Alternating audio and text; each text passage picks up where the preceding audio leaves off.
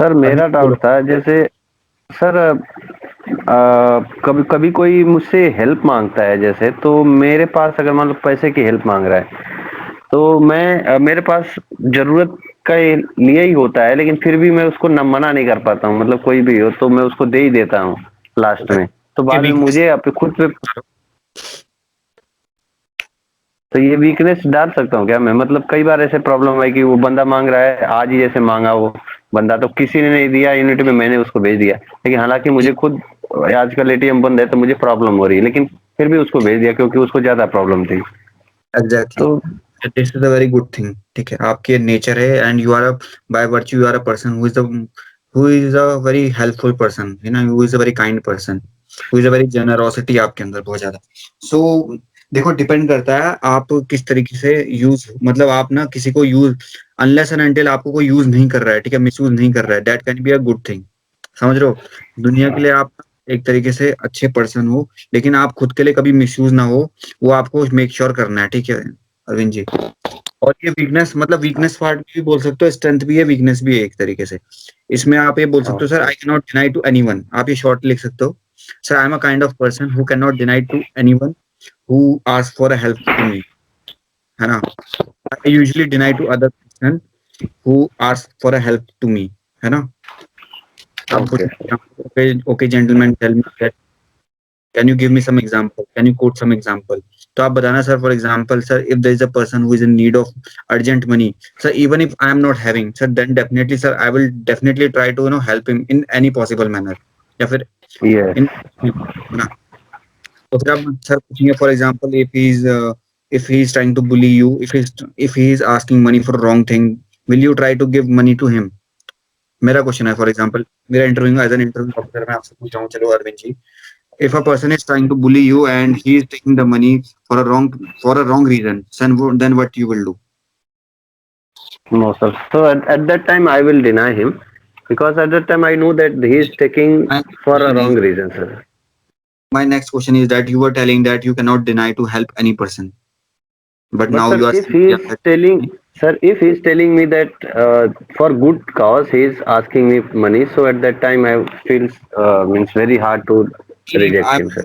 that, for example, that if he is selling for a good cause, but at the background, at the back of you, he is using that money for wrong purpose.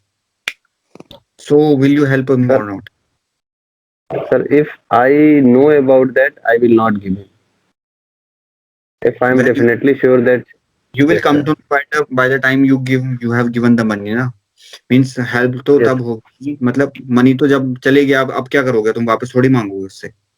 Bye the time you yes, came to sir. Know that your money was in a wrong purpose, या फिर was in a wrong way, then what you will do now? Next time I will not give him, and again I tell him to return my money.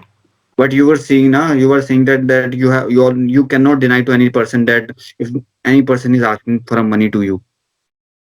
देखो, But sir, that is for good cause, sir. देखो wait करते हैं, अब थोड़ा ना फंस गए, इसलिए बोलते हैं ना, जब भी डबल डबल मीनिंग जब क्वेश्चन आते हैं या फिर डबल मीनिंग जब बातें आती है ना, तो हम ना उस कॉन्फ्लिक्ट में ना पढ़ के हम एक स्ट्रेट फॉरवर्ड आंसर अगर देना तो ज्यादा बेटर रहता है। मैं बोलता हूँ ना, इसमें मल्टीपल आंसर्स आते हैं, बता रहा हूँ मैं, क्योंकि ये ना मैटर करता है कि किस कॉन्सिक्वेंस में या फिर किस कौन सी परिस्थिति में आपने वो हेल्प करी थी, है ना। ऐसे ही बहुत सारी क्वालिटीज होती हैं जो कि डुअल पर्पस में आती हैं, आप ना ये बता सकते हो, लेकिन आपको ना रीजन रखना हर चीज के लिए, पूरा अच्छे से बताओ इसको, मतलब पहले से प्रिपेयर हो जाओ कि सर मैं ये बोलना चाह रहा हूँ। आप इसको ना किस तरीके से बोल सकते हो, sir I am a kind of person who can not deny to a person who is actually asking for a money for a good cause. पहले ही बता दो सर, गुड कॉज के लिए अगर कोई मनी मांग रहा है तो फिर I am always ready to help.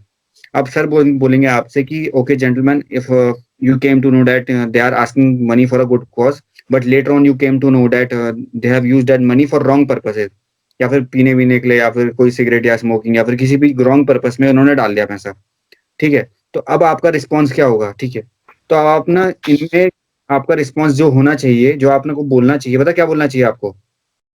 आपको ये बोलना चाहिए, sir Sir, my purpose is to help people, ठीक है।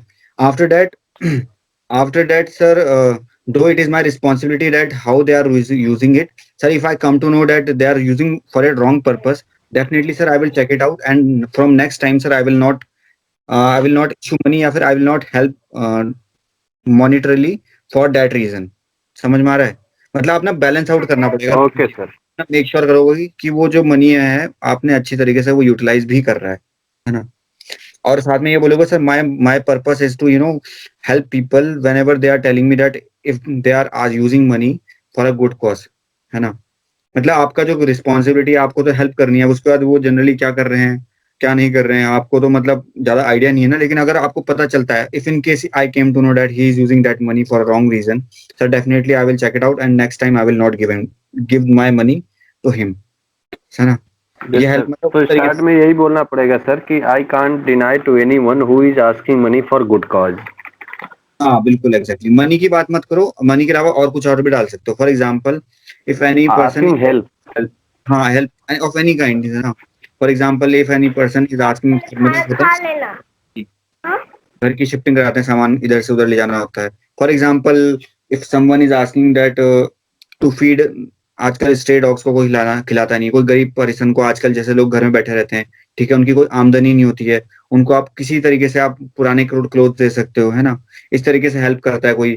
और या फिर आप बोल सकते हो कि मतलब डिफरेंट काइंड ऑफ हेल्प होती है यार, सिर्फ यही नहीं होती है। जैसे कोई एग्जांपल आपको बोला कि यहीं पे रुक जा थोड़ी देर के लिए, थोड़े टाइम के लिए बाइक दे दो, या फिर उस तरीके से आपकी कोई कार मांगता है या फिर आपसे, है ना।